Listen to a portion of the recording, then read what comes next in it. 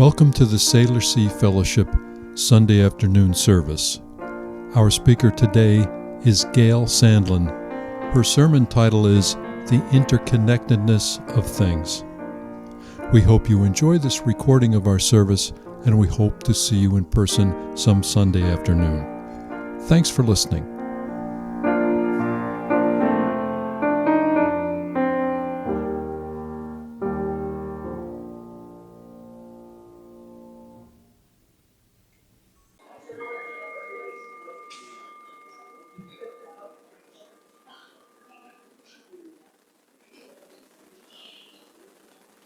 Gary, you're up.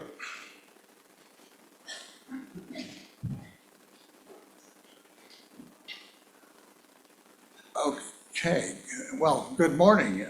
My name is Gary Nelson, and I'm a member of the board at large. Didn't get a laugh. Our offering today will be taken for the benefit of Olympic Housing Trust and Chibicum Commons. Killian Lynch is their outreach and development manager. She's going to be here with us he doesn't say that. For future Sunday service offerings, please send your suggestions to our email address, Salish Sea Fellowship at Gmail. During the offering, if you put money in the collection plate that is intended to support this fellowship, please make sure your check is labeled as such, or if you place cash in one of the envelopes along with your name and the word pledge, so we can credit you. Don't forget that next week, on April 27th, we have our new fourth Sunday game afternoon starting at 2 p.m. right here in CUMC. And as a reminder, we also have a breakfast club, meets every Wednesday morning at 9 o'clock Bayview Restaurant. Everyone welcome. The QUUF Men's Retreat invites interested Salish Sea Fellowship men to join them at Pilgrim Firs Camp and Retreat Center for the annual men's retreat, which is Friday, May 2nd through Sunday, May 4th. Information and registration are available at QUF.org. The deadline is today at 6 p.m. It closes today at 6 p.m. Okay, I didn't know that. And if you want to know more about it, Brian Rogers and David Rimpf are available for questions. There are still 2 ALPS programs to finish out the spring session on 6 Mondays, April 7th through May 12th, Competing Cultures, the sequel with Ken Ang, and also on 4 Wednesdays, May 7th through 28th, a symposium on David Brooks' How to Know a Person, facilitated by Jeannie Murphy and Paul Hinton. Lastly, the jar for the CUMC donations is located on the same table back there as the treats. If you choose to make a contribution to CUMC's outreach ministry, please do so by the end of the coffee time. This will allow the donations to be tallied up and deposited without requiring the recorder to be the last one out the door. So, thank you.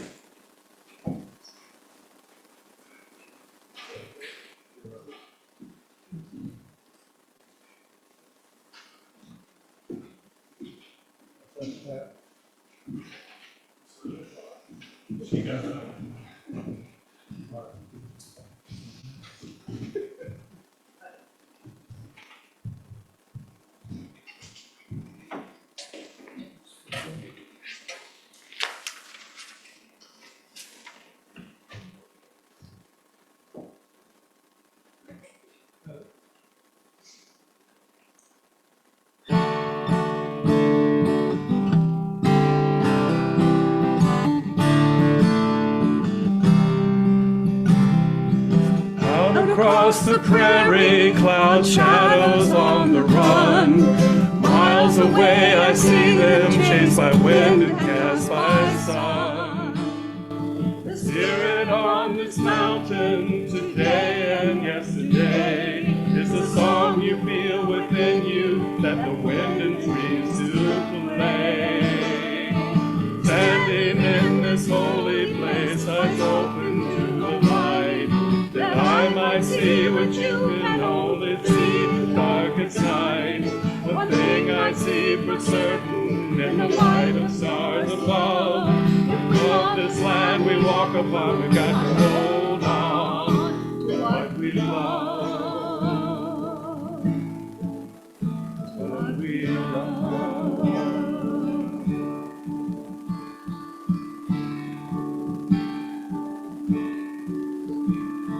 So high above the prairie that you can barely see, soars a spotted eagle, so easy and so free.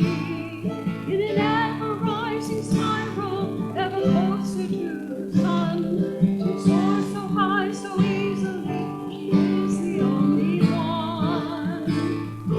Dancing in this holy place, eyes open to the light, that I might see what you can only see in darkest night. One thing I see for certain in the light of stars above, you love this land you walk upon, you got to hold on to what we love, what we love.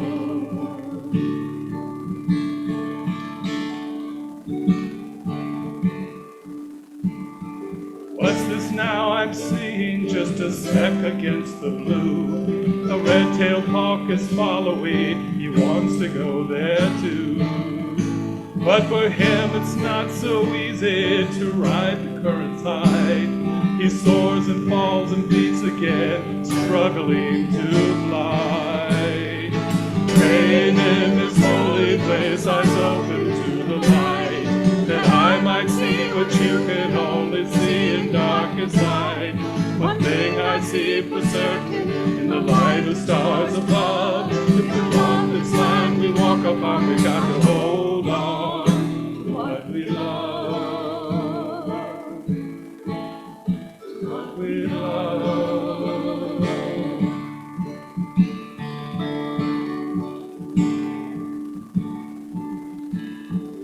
Take this mountain journey, it is no easy climb. You have to stop and rest yourself, it takes a long, long time. I know I'm bound to stumble as I struggle day to day, but with those who've gone before me, I'm walking on this way. Singing in this holy place, eyes open to the light, that I might see what you can only see in darkest night.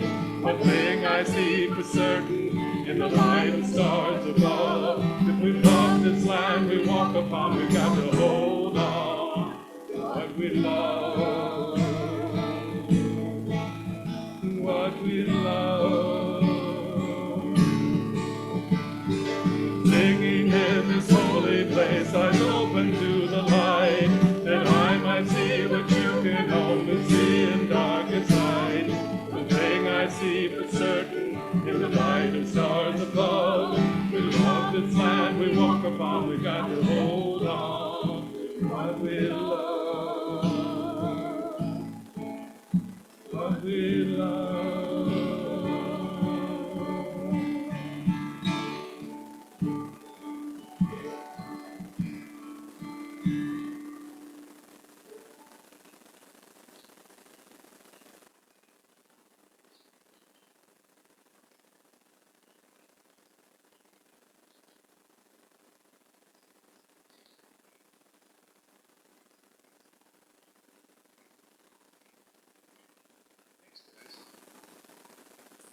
Good afternoon. Welcome to the Salish Sea Fellowship.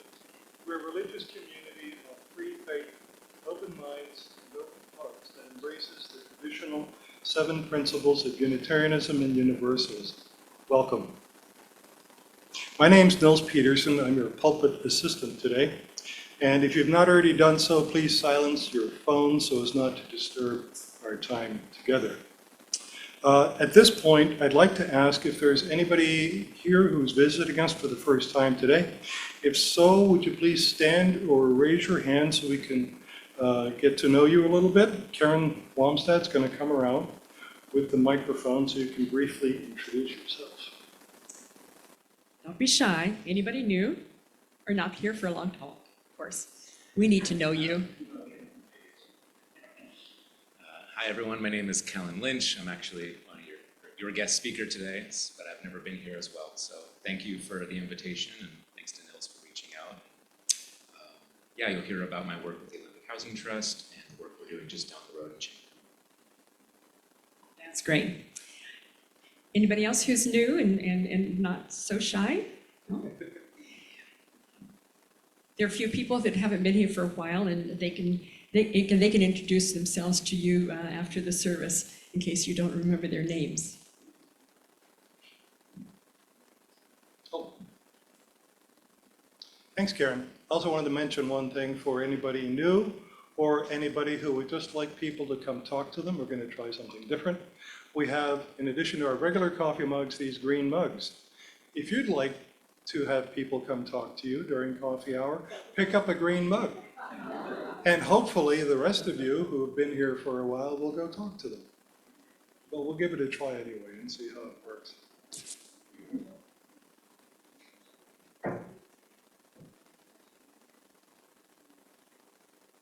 Now I invite you to settle in and quiet your minds as we begin our time together.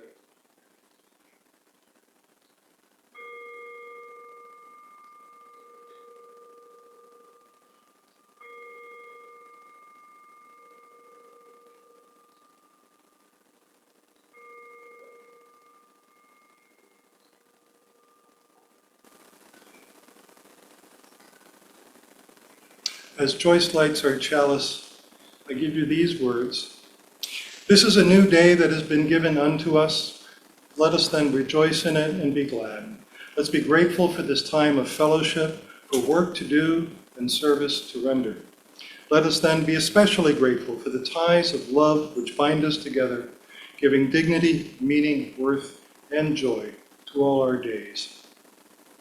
Sacred and beautiful is the custom by which we gather together on this Sunday afternoon.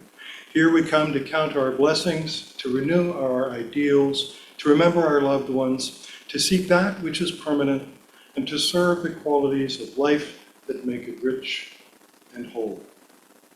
Let's begin by singing Morning So Fair to See. You'll find the words in your order for service.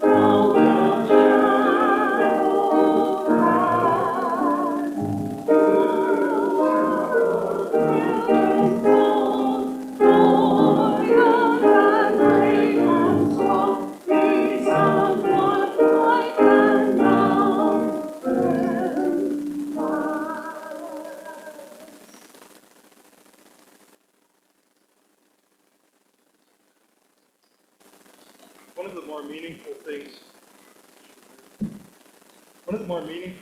that we do each service is to make time to share our personal joys and sorrows with one another and to hold each other in our thoughts. Karen, would you lead us? Be happy to. This is a beautiful spring day. Look, we have deer in the meadow. We have sun shining down.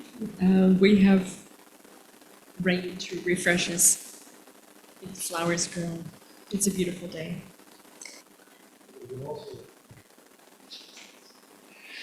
Wow, it is such a treat to be here today. I'm very touched by what you all have already shared. Certainly possibilities is something we should never forget of what is possible around us if we kind of lean in. And I'm also touched to know so many of you were on Sin's Way as well yesterday.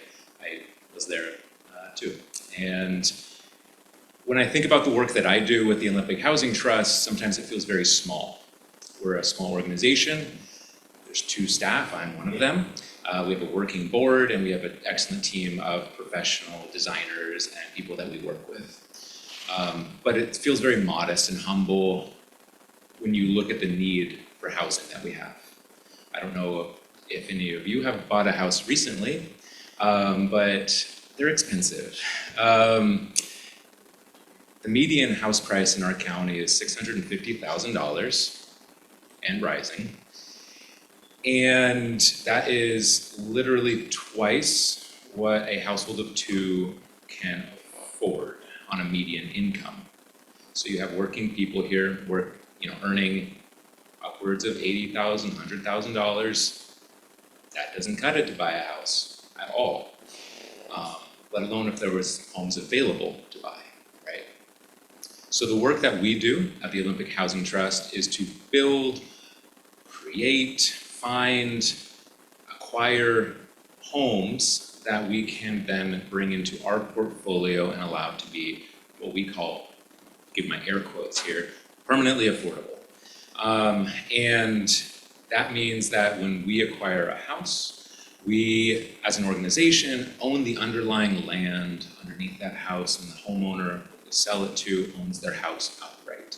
But because we're in the picture there and we own that underlying land, whenever that homeowner chooses to sell their house, which they can do at any time, they can go ahead and sell it, but they cannot sell it into our open market, which is clearly preferring the most they could possibly get out of something.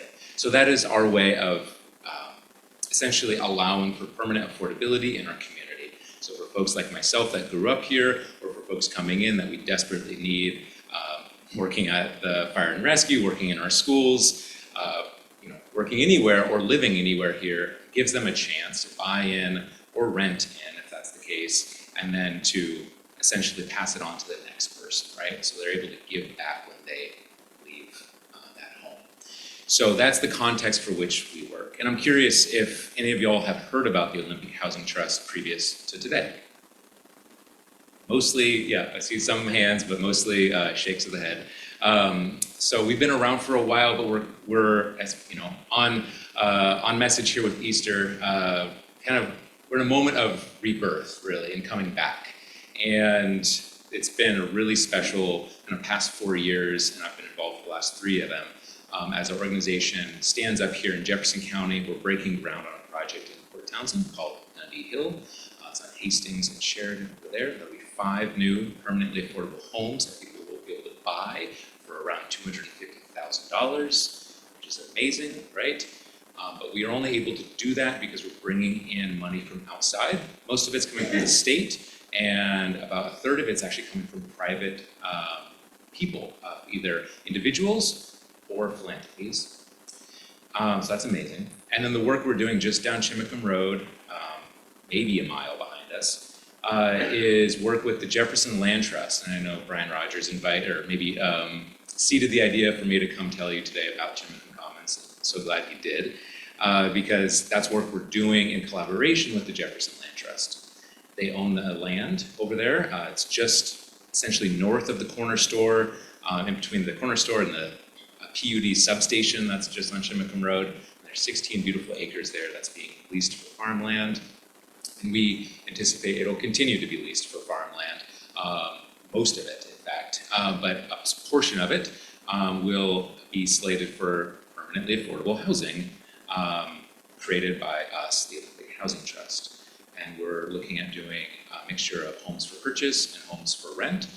And the idea here is to specifically serve the folks that are growing our food, tending the soil here, distributing the food here, folks that are working in the food sector broadly. So farm workers for sure, folks working at Red Dog, Spring, Rainfin River, all of them.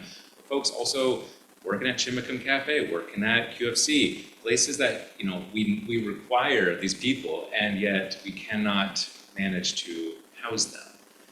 It's a road to nowhere good if we can't figure that one out. And that's why I'm so proud of our organization for being really specific with how we address this really intractable issue.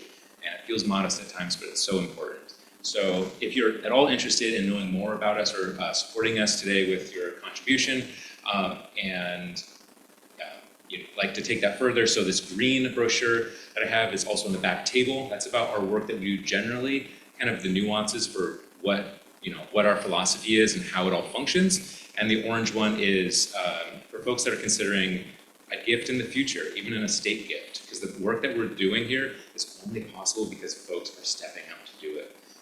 The project we're doing in Dundee Hill in Port Townsend, that land was gifted to us. The project we're doing at Jefferson Land Trust, they're going to gift that to us to do this work.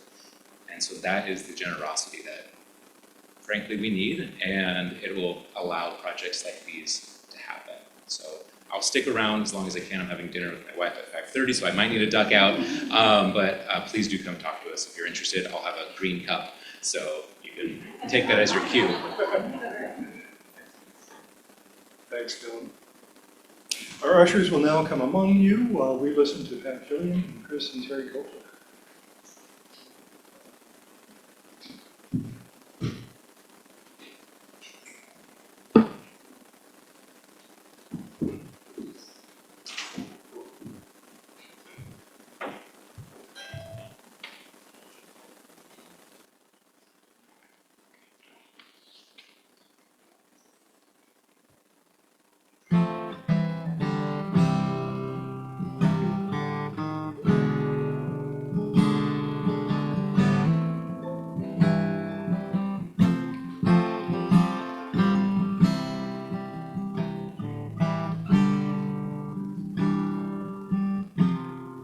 The ceiling is high to let your soul rise up to the angels who teach you to fly. And when you're weary of clouds, it helps you back down and welcomes you. Out of the ground,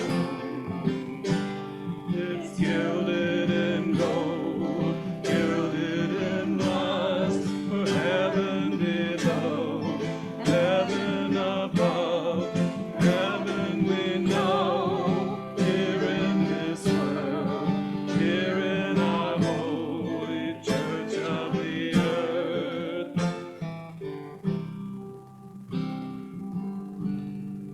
Windows are wide, so darkness and light, mystery and beauty meet you inside. There's room enough to hold all of us together in friendship. Gather in love, it's gilded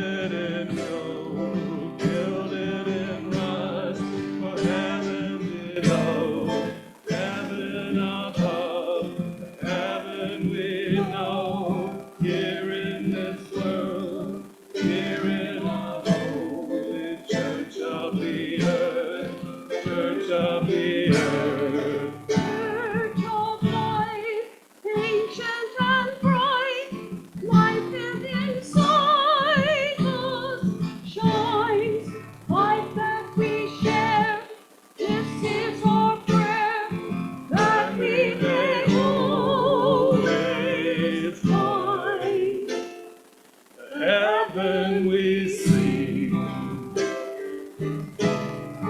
Here at our feet, here in the sunrise, in this heartbeat, it's gilded in gold, gilded in rust, for heaven below, heaven above, the heaven we know. Here in this world, here in our holy church of the earth, church of the earth.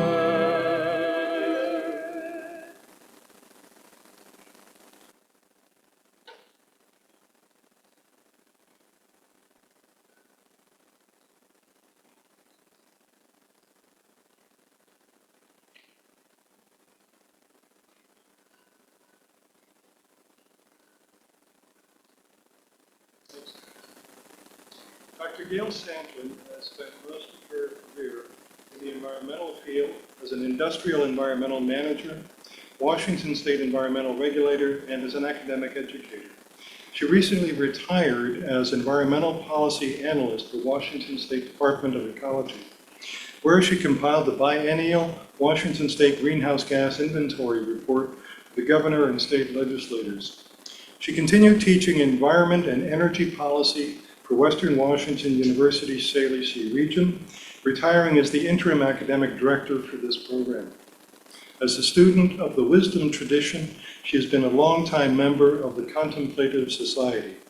And as a Unitarian, she's an advocate of free religious thought and actively supports initiatives of the North American Unitarian Association. Gail?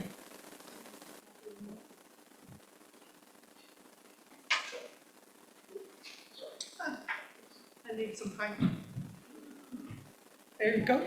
I can see you. Good afternoon, and thank you for the invitation to speak. The spring equinox signals the coming of a special time of year: rebirth, renewal, balance, and nature. For many, today is a sacred day. Easter, the resurrection. Yes, there is the traditional meaning, yet there are other voices. As the voice of Episcopalian priest Matthew Fox, teacher of creation spirituality, who ties the resurrection to the interconnectedness of all creation through different lenses, both speak of renewal and hope. So springtime is a good time of the year for us to reflect on our seventh principle, the web of existence, the interconnectedness of things, which is the focus of our sermon today. But for now, a reading. We go to the writings of Thich Nhat Hanh, who also emphasized the understanding of universal interdependence. Hanh coined the term interbe to describe interconnectedness, that nothing can exist in isolation. He states to be is to interbe. You cannot be by yourself alone. You have to interbe with every other thing, the inter-are. Clouds in each paper. If you are a poet, you will clearly see the cloud floating in this paper. Without a cloud, there will be no rain. Without trees, cannot grow. And without trees, we cannot make paper. The cloud is essential for the paper to exist. If the cloud is not there, the paper is not there. So we say the cloud and the paper inter-are. If we look into the sheet of paper more closely, we see the sunshine. If the sunshine is not there, the forest cannot grow. In fact, nothing can grow. We cannot grow. And so we know the sunshine is also in the sheet of paper. The paper and sunshine interarm. And if we continue to look, we can see the logger that cut the tree and brought it to the mill to be transformed into paper. And we see the wheat. We know the logger cannot live without his daily bread. So the wheat is also in this paper, the logger's father and mother too. When we look in this way, we see that without all these things, this sheet of paper cannot exist. Thich Nhat Hanh. And as an afterthought for our Port Townsend community, there are days when you open a window or a door and the olfactory senses are disturbed.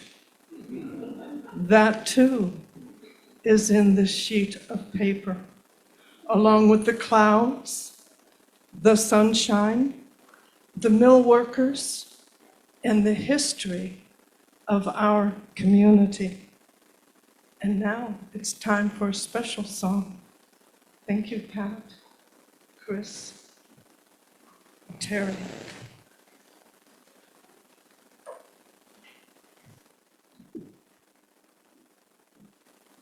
You'll note that the words to the chorus are included in your order of service.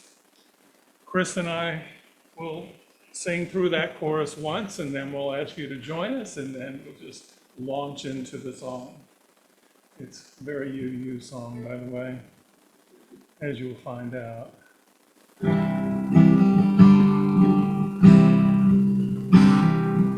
We belong to the earth. We all belong to the earth. It's not that she belongs to us. We belong to her. We belong to her. We belong to the earth. We all belong to the earth. It's not that she belongs to us. We belong to her. We belong to her. Stand in a web are we. Stand in a web, I believe. To own it, we cannot dare to dream. It's a web that we didn't weave. It's a web that we didn't weave. We belong to the earth.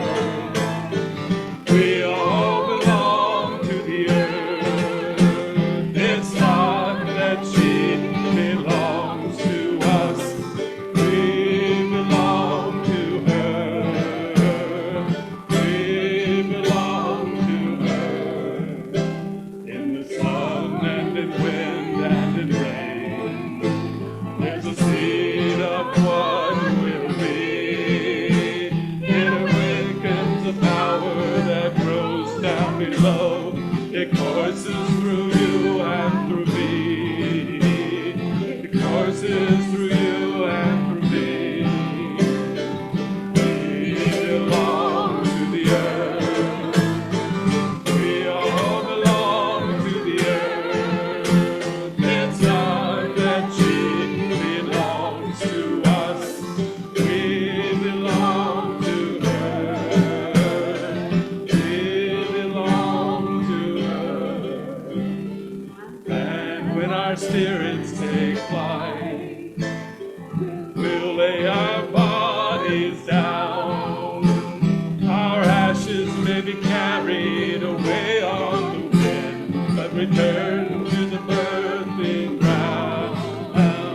Return to the birthing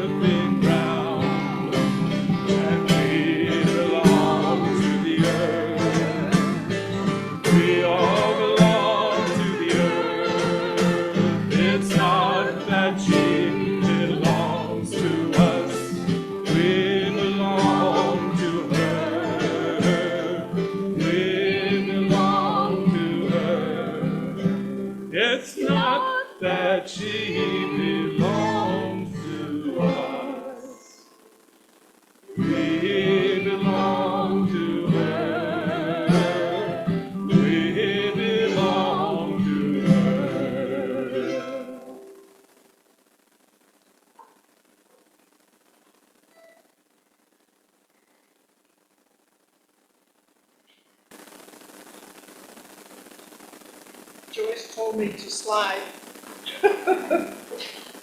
They may go sliding off, but I'll try.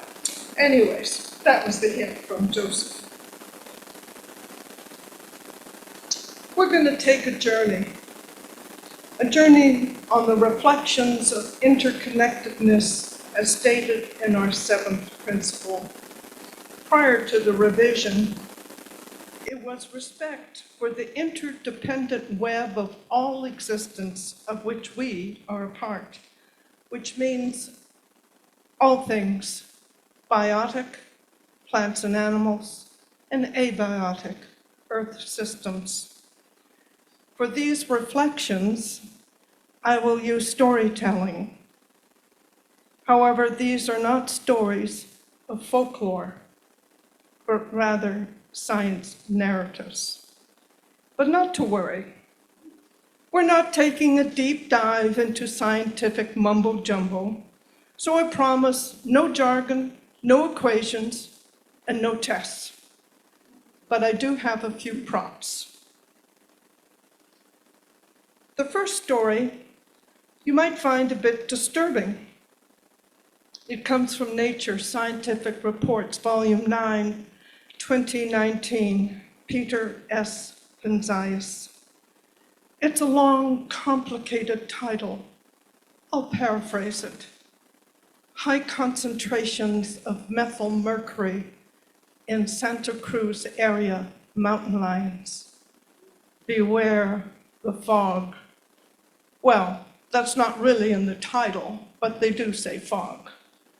The second story comes from a more uplifting Publications 2023, a team of international physicists, the nanograph team, who found ripples in space and time, and their work was summarized by Adam Frank in an Atlantic magazine article he titles Science Finds Ripples in Space and Time, and you have to buy groceries.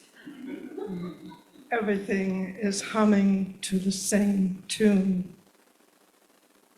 So let's begin with the first story. A few years ago, I read an abstract. I found it very intriguing.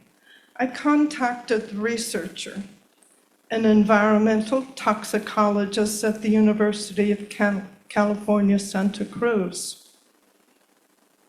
And I asked him if he would be interested in giving a lecture to my class.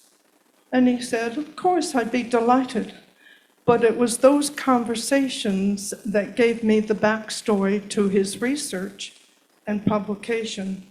And this I will share with you.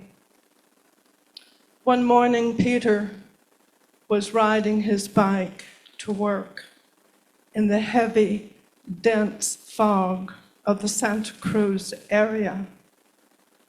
And it saturated everything, his glasses, his bike, his clothes, and he mused, I wonder, what is in this fog?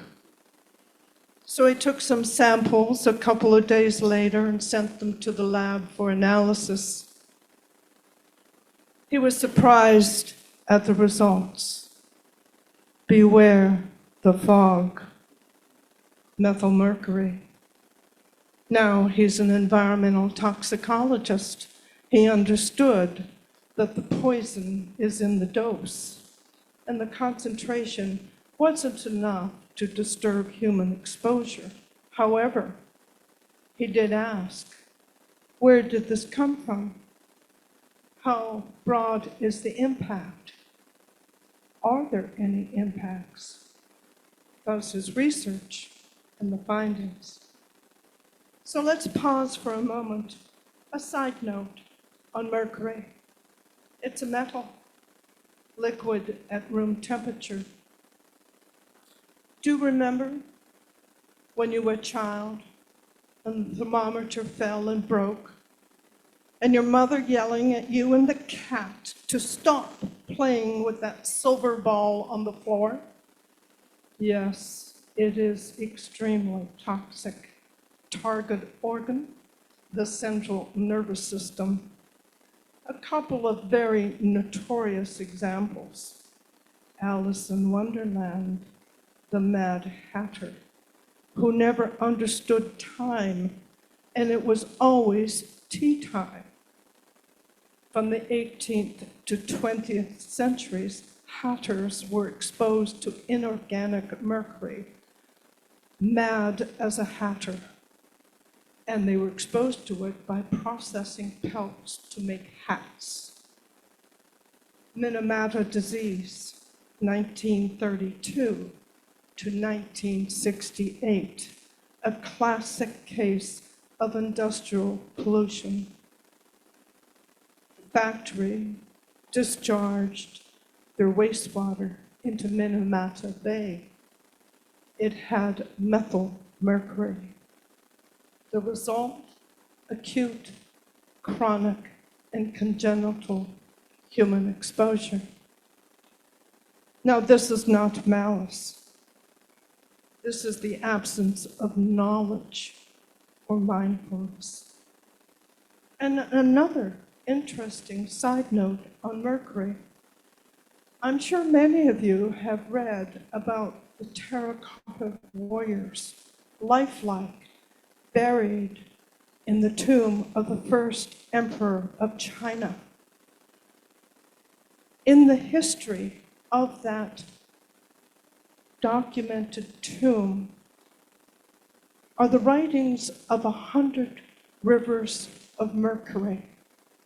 It was always thought to be myth until samples indicated high levels of mercury concentration.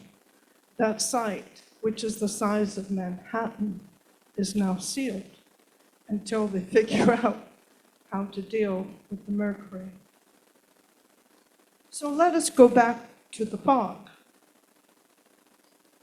Where did the methyl mercury come from? It's time for a few props.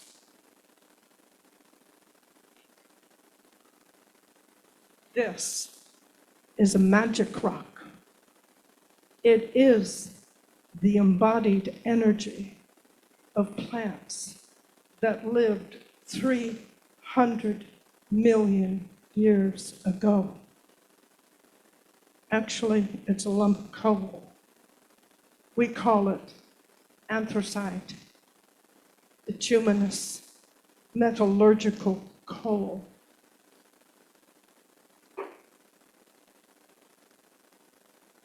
This is a bar of steel. It symbolizes power. In urban planning, the vertical city, the upright city, the development of the skyscraper, which put the United States on the global map at the turn of the 19th century.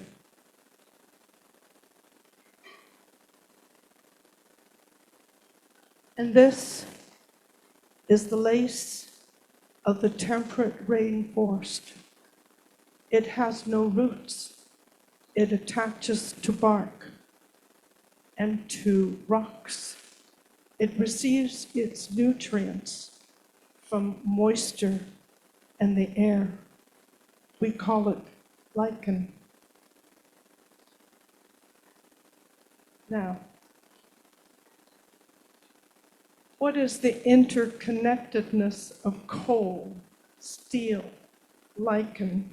And what does this have to do with methyl mercury in the fog? And what about the mountain lion? The story. We export large quantities of coal to Asia, and particularly China. Well, we used to, for steel production. The coal goes into a coke oven, a specialized oven in the production of steel, which releases air emissions, including inorganic mercury. It floats into the atmosphere, an abiotic system, and moves with the currents of the air, and then begins to settle back down to earth and into the sediment of the ocean. And you might think, well, that's a great place for Mercury to be, stuck in the muck of the ocean, begone.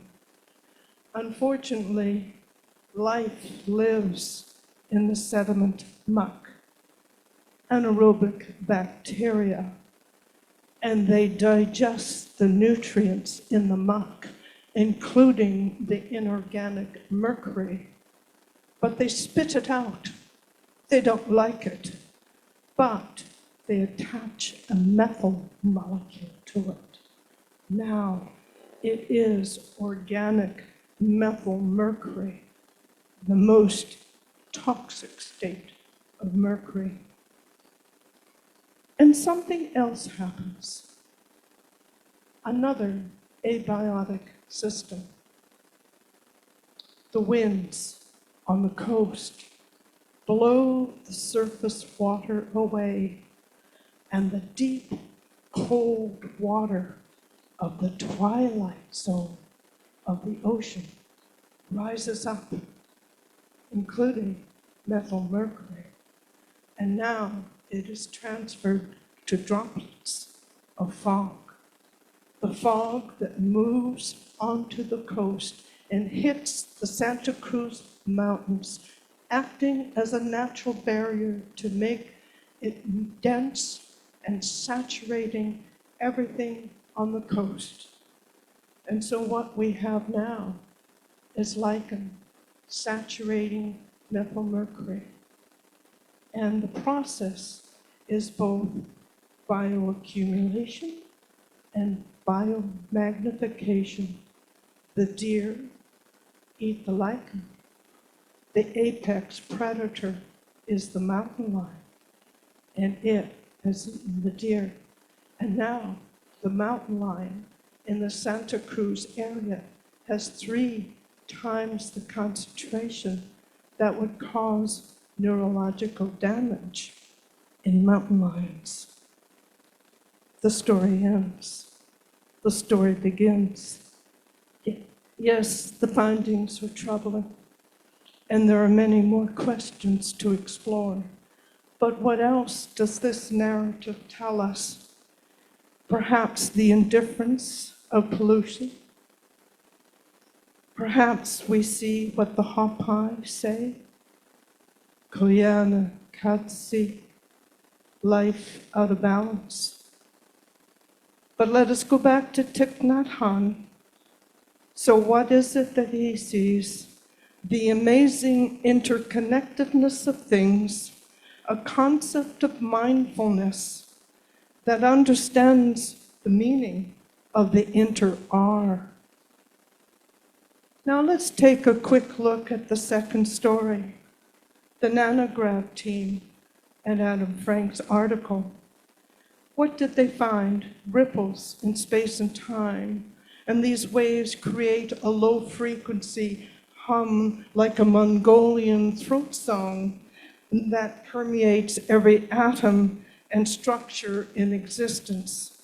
As Frank writes, something miraculous, something wonderful is happening. It's happening right under our noses. In fact, it's happening to our noses and to the tips of our toes. Everything is shifting and shuttling in a collective purr.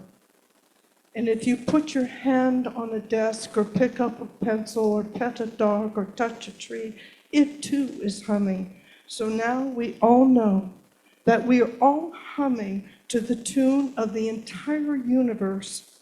It's all within us and around us. This is the interconnectedness of things. So in conclusion, let us take another look at our 7th principle that was introduced in 1985. It begins with respect, which is fine, but it seems to lack depth. The current UUA version says to honor, which sounds like it has a deeper meaning, but there is a hint of abstraction. Neither seems to be enough. Are there not better words? How about interbeing? That deep understanding that nothing exists in isolation. We indeed are interconnected to the right beside us and to the far away. It is all the inter-are. So to close, a blessing. May the next time you pick up a sheet of paper, may you see the clouds. May you see the sunshine, rejoice the song, and reflect upon the amazing interconnectedness of things. Namaste.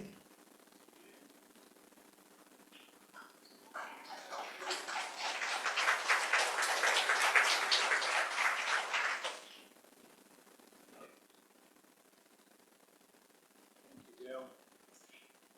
Just as a reminder, Gail will be in the music room to answer questions about 15 minutes after the service. Please join us in singing All Creatures of the Earth and Sky.